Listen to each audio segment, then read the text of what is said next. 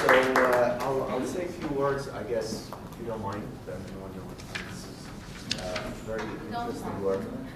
I find to have this idea of war really very central to the two talks. And I think one of the things that we always forget about in terms of war, that the main purpose of war is to injure and out-injure the enemy. You know, and I think this is something so basic and so clear in a lot of the politics of these interventions.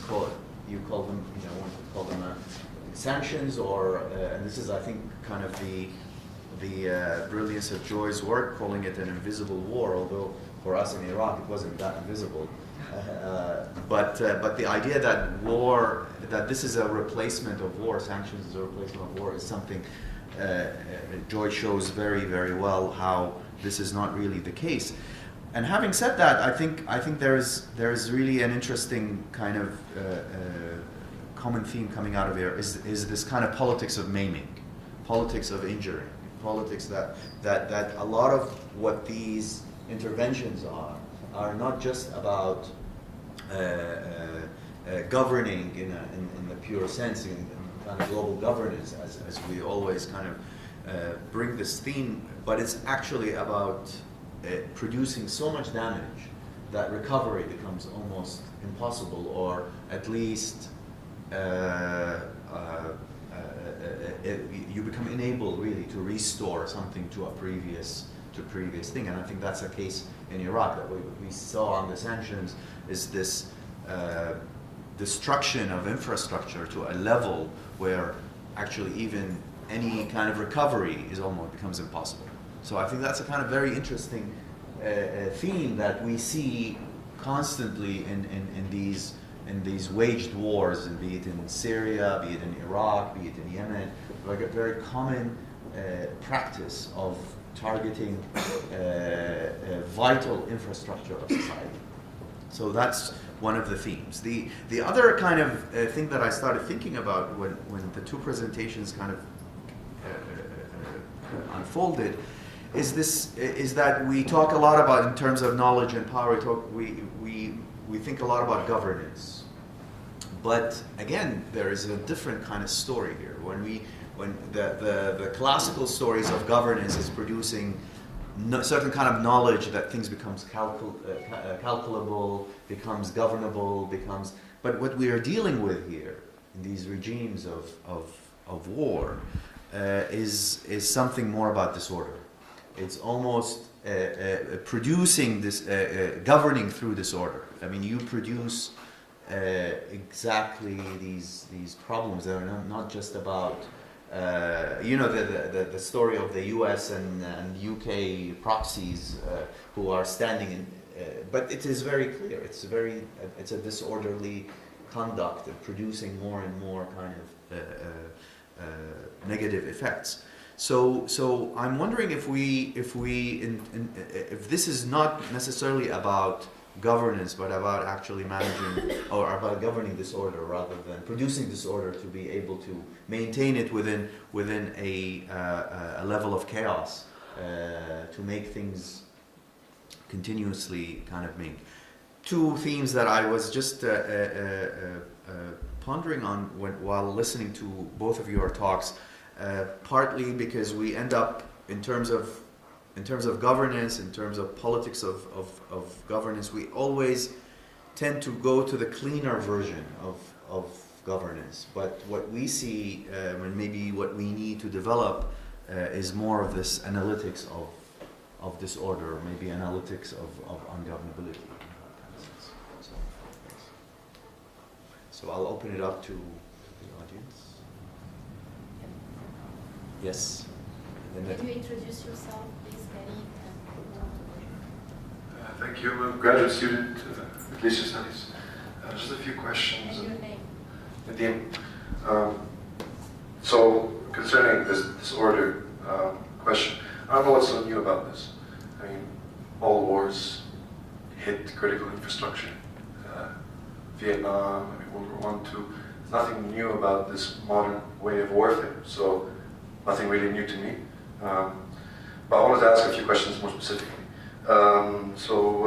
To Ms. Dr. Mundy, I didn't see any kind of regional analysis of why the Saudi coalition is bombing Yemen, which has to do, I think, a lot with the Iran-Saudi kind of Cold War, if you wish. For example, the loss of, say, in their perception, I'm not saying it's necessarily true, but in their mindset. Why not discuss Saudi's perception of the loss of Egypt, Iraq, Syria, Lebanon, in a sense of losing the hegemony to, say, Iranian Cold War forces? So therefore, one explanation given by many scholars is that the Saudi reaction to Yemen is an overreaction precisely because of the perceived losses in their mind in the battle between, the Shia-Sunni kind of thing going. So, I mean, that has to be factored into accounting for why Saudi overreacted in the Yemeni bombing. They perceive themselves to be losing ground, especially post-Arab Spring, right? So, I don't know, it's not just about targeting arable land, I think, but something more regional and has to do with geopolitics.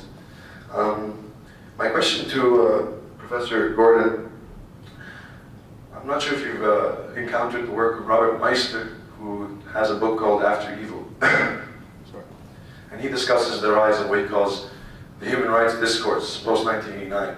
And he talks about how this human rights discourse is a global hegemonic discourse, call it ideology, which speaks in the name of the world community, which is precisely what you were saying, as kind of a device used to hide the role of, say, US capitalist hegemony. My problem is that we're still thinking about evil in very liberal terms. We're thinking about precisely what Professor Dewache pointed out, the politics of injury, the politics of death, and bodies in peril that need to be saved. Meister precisely critiques the human rights discourse because of its obsession with bodies in pain and bodies that are tortured. And therefore, our conception of injustice is one which focuses on individual bodies being hurt, which means our conceptions of justice might be colored by the same liberal understanding of injustice. So my question to you is, what kind of understanding of justice do we have here? Are we only concerned because of the bombs, or are there underlying more structural factors that we should be talking about? Thank you. Okay.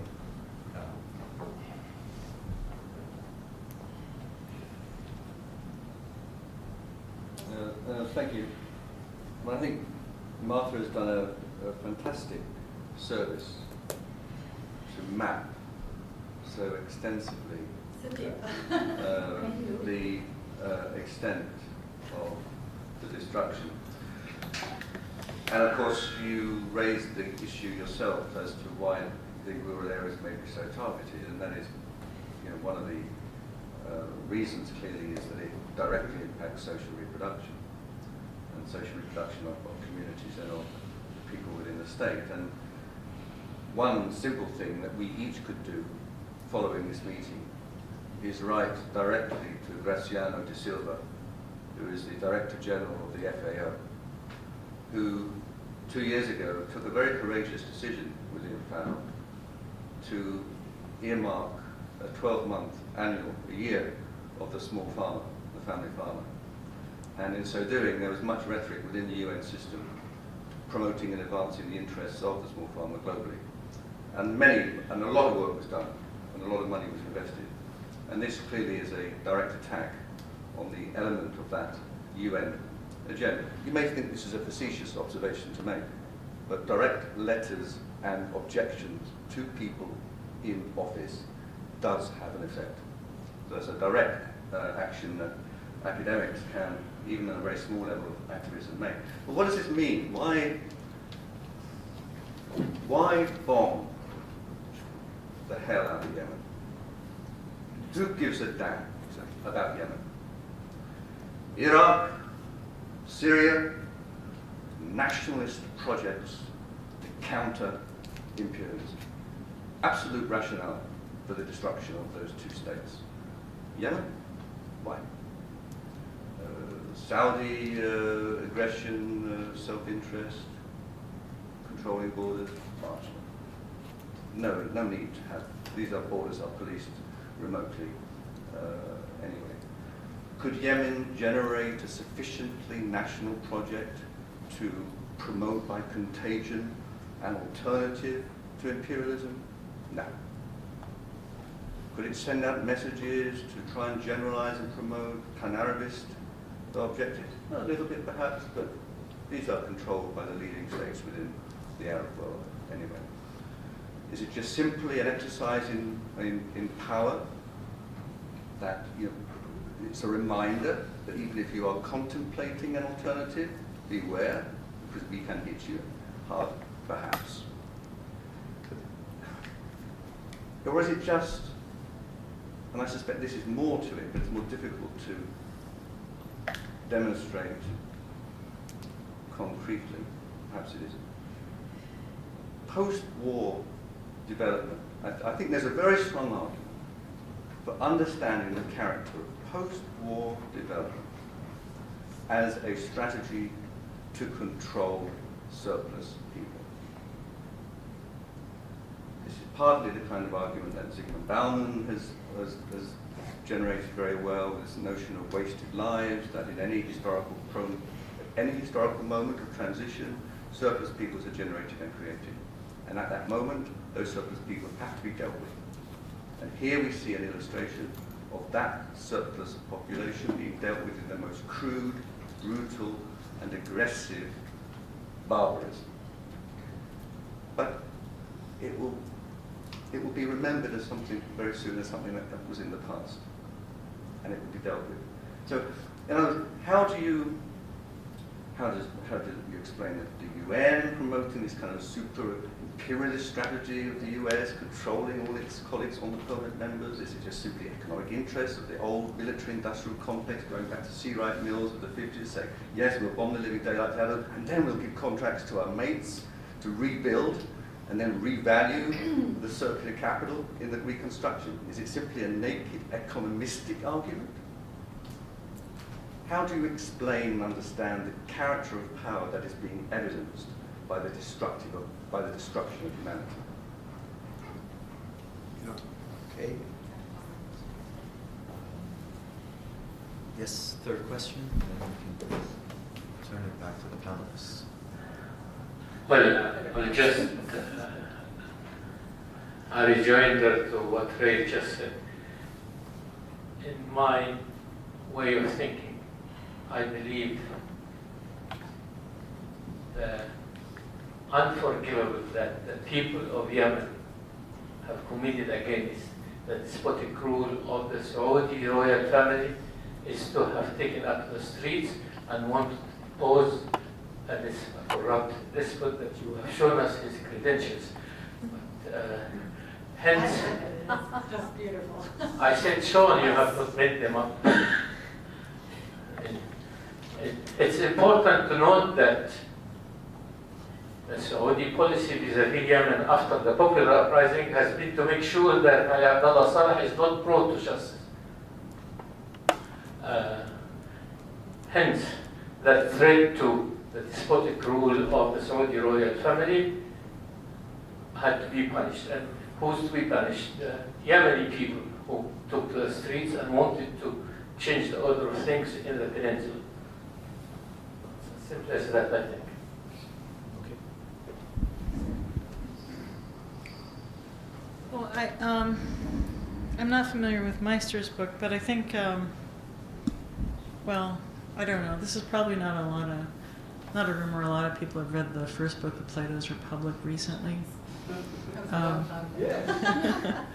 So there's a sophist, Thrasymachus. So there's a sophist in Thrasymachus, and it's about so it's about the definition of justice. And there's a rhetorician, Thrasymachus, and he says, and Socrates, of course, says, you know, justice is inherently good and injustice is never beneficial. And Thrasymachus says, you know, no, you really should be unjust. That's how you benefit yourself. And he says, by that I don't mean, you know, a purse snatcher or a grave robber. Those, he says, are examples of imperfect injustice, because either you'll get caught or you'll worry about getting caught, and both you and others view what you have done as a crime. So that's not the kind of injustice I mean. I mean the kind of injustice that is so grand, that is so structural. He says, not when you kidnap one person, but when you enslave an entire people. And then when you do that, they will call you happy and blessed. So it's about a kind of injustice that somehow is so enormous or so structural or on such a large scale that it's no longer perceived as injustice. And I think that's really a way of describing what's going on with the Security Council. It's about this legitimation, right? So it isn't defined, if they're successful at this, what's going on isn't defined as war. It's not defined as aggression. It's not defined as war crimes. It's defined as the implementation of law. This is governance, right? It's the difference between, the physical act may be the same, right? If someone takes you and binds your hands and throws you in the back of a car and then takes you away and throws you in a small room and keeps you there for a while, right? We either call that kidnapping, and that's a crime, or we call that arrest, and that's the just act of the state. And it's not understood by anyone to be a crime. And that's, in a sense, the ultimate success. The sort of crime of crimes is when it's not even perceived as it, because you've controlled the rules of the game, and therefore, because you are only implementing the rules of the game and winning at the rules of the game, no one can say that you're cheating. So I think that's the conception of justice that's, I would say, is at play here.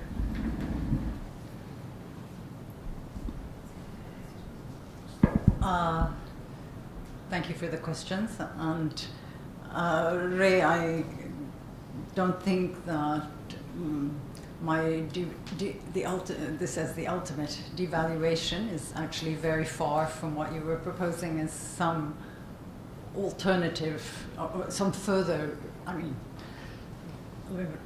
you were saying it's because of surplus populations, therefore we have the war. Well, as you know, about a year ago, just about a year ago, I wrote a piece in which I tried to figure out all the political pieces, so to speak, that were, you're welcome to read it. It's in Counterpunch. If you Google me in Counterpunch, you'll find it, that feed in here. And I think it is stupid in understanding. I mean, Joy has put the highest of all reasons. We say done, and it is just, right? And it is just.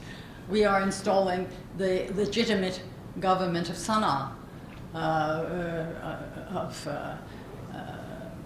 Mansour Hadi, who recently appointed as his vice president Ali Mohsen. And in the WikiLeaks of, 2005, in the leaks, there's this wonderful one from the ambassador in Sana'a, talking with knowledgeable insiders about Ali Mohsen, in which the man is described as a huge trafficker in all kinds of things, in particular in petrol and gasoline, which enjoyed a subsidy, which actually I skipped over that kind of political reading of the lead up to the war, so that because I exchange mails with someone who is former military, and he said it's a special kind of legitimacy. Anyway, but it is the legitimate, as blessed, the legitimate government that So I mean, Joy gave you the ultimate reason. There are many.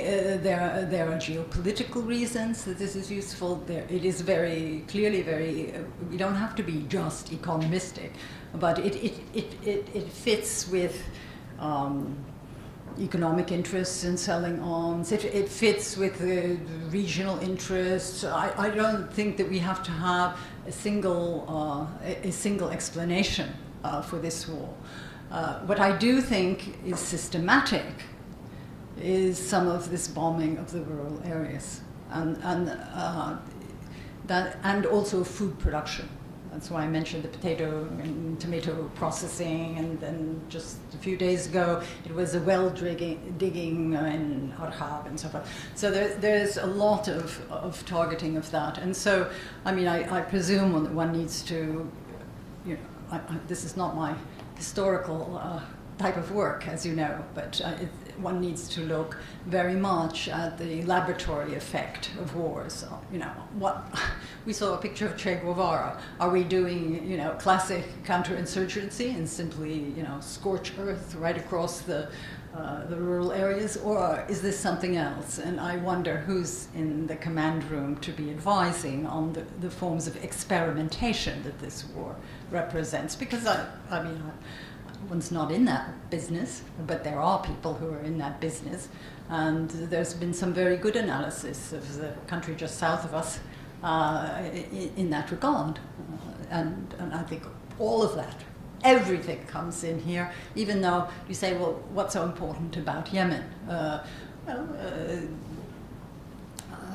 Quite a few things, actually, and I don't entirely agree. It has by far the biggest population, and it was the only place with a major agricultural base in the peninsula. It has a very hard-working population that, you know, also it has lazy and has a problem, as I said, problems of elite and models and all kinds of things like that. But I mean, if you don't know it, you don't know its importance. I mean, if you don't know it inside, it seems to me. So I don't actually share that. And when I was young, in the 70s, I spent 4 years in Yemen, and it gave me it marked me for life, in the sense that, you know, it looks to Africa, it looks to Asia, it looks to the northern Arabs. It is in a different, and politically in those years, okay, you know, the real left was crushed in the north, but politically it was an amazing political education for me. So this doesn't come out of anywhere, you know, and raising the picture of Ibrahim al-Hamdi. And as you said, as the caption said, we're not of your generation, but we love you. Now, to say that to the Saudis when they are, I mean, that's interesting. We don't need to go.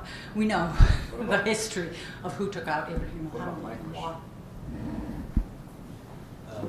But is this something has to do with, I mean, the notion of post-war development? I mean, a lot of these places in Syria, there is all this conversation on what is going to happen after the war. In Iraq, there used to be all these kind of plans and you just mentioned that, yeah, exactly. I mean, you mentioned it's a strategic kind of sea port. No Yeah. land registration in Yemen and what that means. Can you elaborate further? Well, it was a major reason. I mean, I skipped over the this is part of the problem of giving a shorter talk, because if I'd at least run through some of the internal politics and some of the major actors, because one of the major zones of friction when in 1994, the Northern Army went, and the South wanted to secede at that point. Again, after they were reunited in 1990. By the way, Ibrahim al-Hamdi was assassinated the night before he was to go to Aden for a different kind of unity, for sure, than would have ever been constructed under Ali Abdullah Saleh. Who assassinated him? Well, I can tell you what I was told much closer to the time, okay? It was overdetermined. It's a bit like Ray's question, you know, isn't it this, not that? It was overdetermined, but at the time, in the years just afterwards, it was said that Ali Abdullah Saleh himself had a hand in it. Okay, this is, I'm now on record, you can cut that bit out.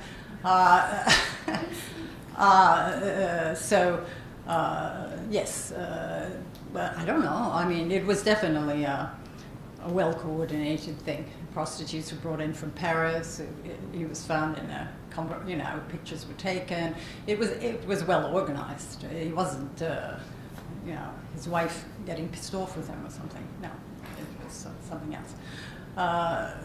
But you wanted me to elaborate on what? On the land is not.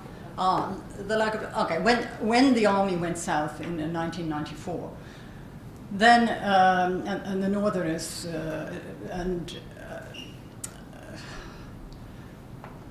I mean, this this is another kind of political history, because Islah and some of the people in Islah and some of the people close to Hadi too were part of. There were some extravagant fatwas that basically said that they are now unbelievers in Aden and you can pillage and do as you wish because they are it's a just war. Which is just which was incredible at the time, but more in the Islamic, in that form of, I don't even call it Islamic, but in that form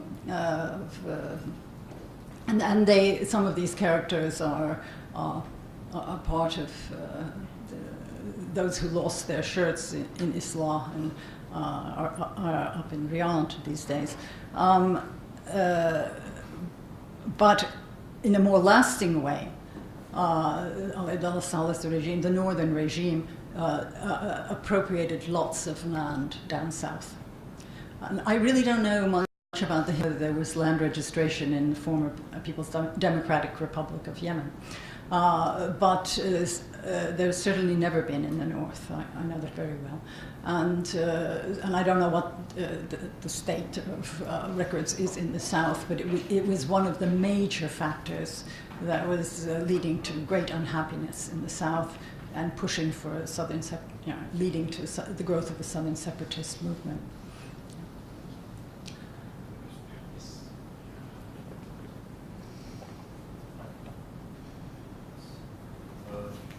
Mark, I'm wondering about the bombing of the rural areas specifically. Could it be that it's less visible, and that's when it does a lot of damage because it's so important for Yemen, and it's less visible? And could it be that it's simply part of the impasse that the Saudis have put themselves into, that they've started something which is way beyond their ability, it may be, and one would hope, and that they don't have a way of getting out of it. I'm just speculating. But that presumes that the Saudis are on their own in this story. Okay, I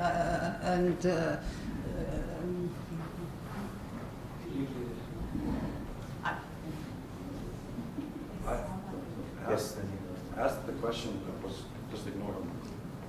What about the Iran-Saudi Cold War and explaining why Saudi overreacted?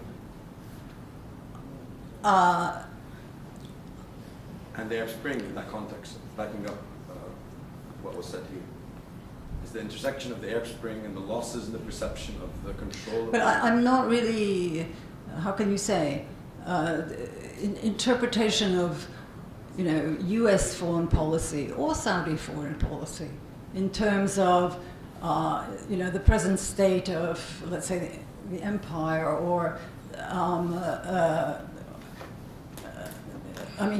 what is the weight of this extraordinary construction about Iran? Ansar Allah and the Houthis, they were fighting with from before. I think it's, I can't judge, but it seems to me always to deflect the discussion into, that's why I didn't answer, to deflect it into a kind of a certain kind of political science mode, which, that I didn't answer, I actually don't think will advance our understanding of the nature of this war, which is now a fact. However the Saudis got into it, okay? Whether the Americans pushed them there, okay? I have no idea. I don't operate in the control room, and we will only know if we ever know. Much later. Maybe you don't like that answer, but that is my answer. I don't know the reality. Ansar Allah and the Houthis, certainly. And to me, this whole, the whole construction when I first started to read, as in Le Monde, that Yemen is Shia Sunni, I started, I would start frothing at the mouth. This is a construction that I mean, all constructions, this is what we're talking about, power knowledge, and that's, empires of knowledge, can become realities. We know it, I mean, boy, do I know it. The Jordanian policeman whose kid grows up in Jerusalem is a Palestinian, and he's a Palestinian through and through, and he goes to jail. It doesn't matter, I mean, you live it, you are it.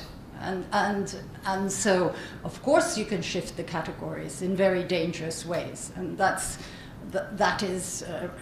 doesn't excuse, that the Islamic Republic of Iran hangs people off cranes, and it has one of the highest execution rates in the world. Okay, but it also has one of the best earthquake rescue systems in the world. So, I mean, I'm not getting involved in that level of politics, okay? I simply, and above all, I'm not going to get involved in it for what's the present state of the American empire, because you have two Americans sitting on this panel here talking to you today,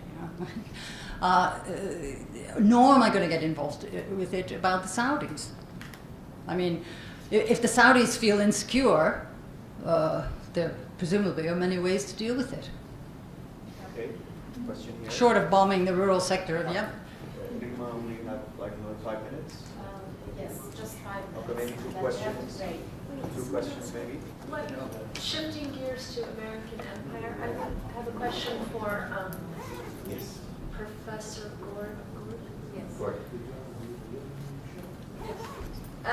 Because you're a philosopher. I've been, I'm curious to know what you think about the language that's used by U.S. policymakers, particularly Hillary Clinton, but not only, of mistake. This particular word of mistake.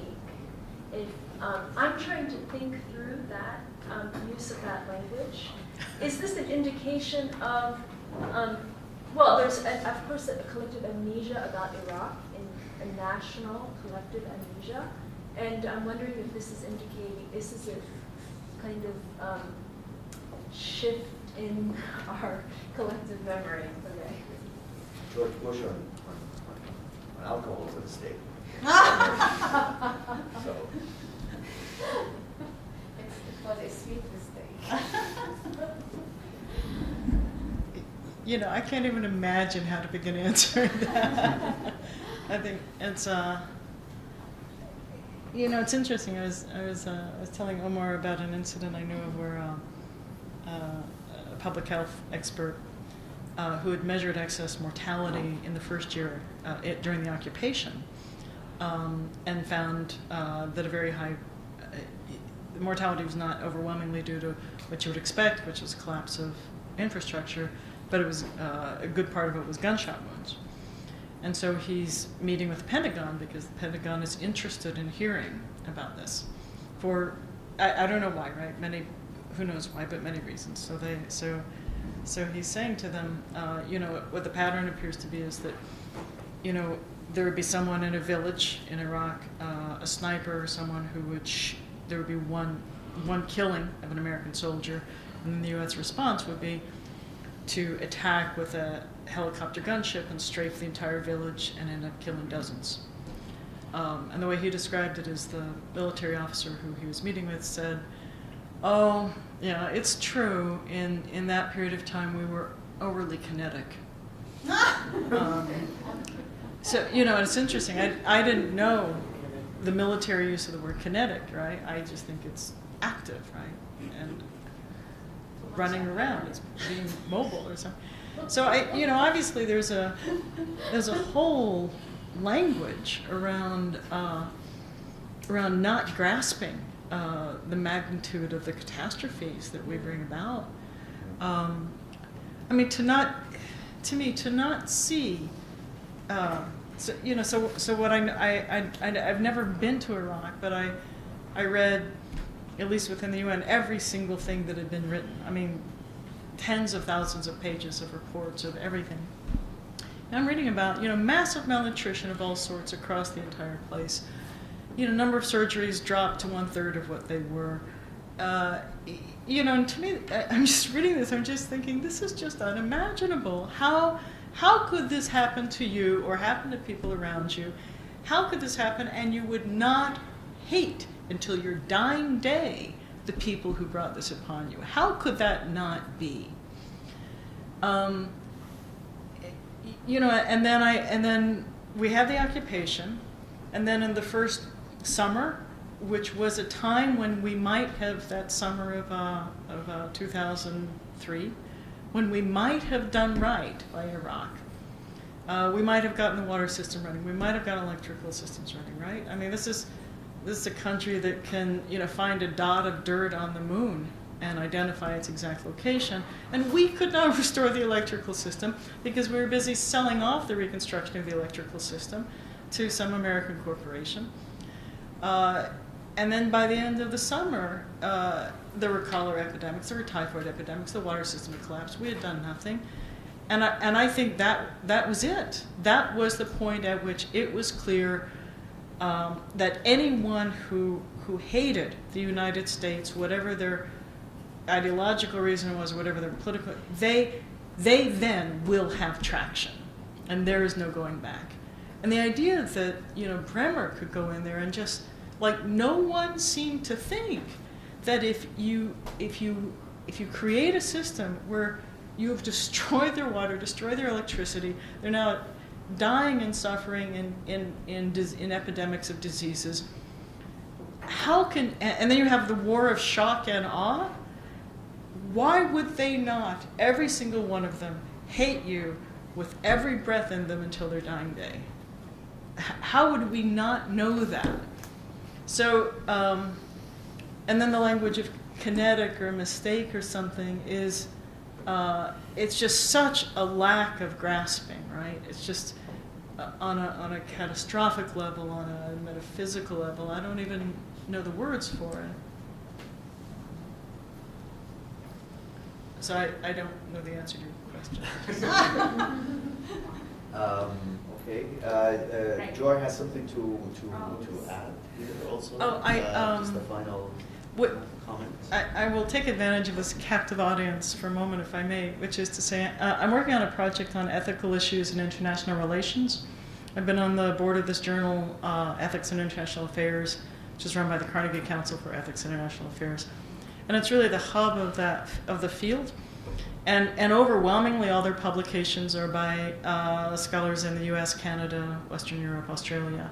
And I've said to them many times, why is it that a question such as, is it ethical to use drones in warfare? Why is it that we have, you know, great materials published on this by someone in Oxford, and no one ever from a country that has experienced the use of drones in warfare? Why is it that we publish all sorts of American political scientists on economic sanctions, and never once something on the ethics of economic sanctions from someone in Iran or Iraq or Cuba or Nicaragua and so on? And so they said, well, we don't know how to find them. And I said, well, perhaps I can assist.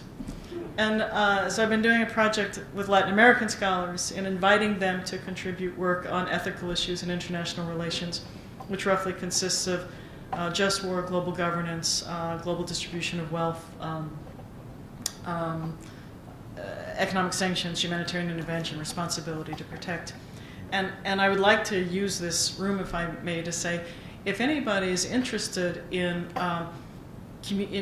talking with me about ideas that you have for writing on one of these topics, or people you may know who are interested in writing on one of these topics, I'm now involved in a very specific publishing project with the Carnegie Council. So I would like to, I don't know the word, curating, I guess, and inviting papers to be published on these topics. And so I would enthusiastically invite anyone in the room who would like to talk to me about this. Please do so, you know, while we have a chance this weekend, or if not, I'm sure there's a way you can get my email. I just throw that out there. Thank you. Okay, this panel is concluded. Thank you.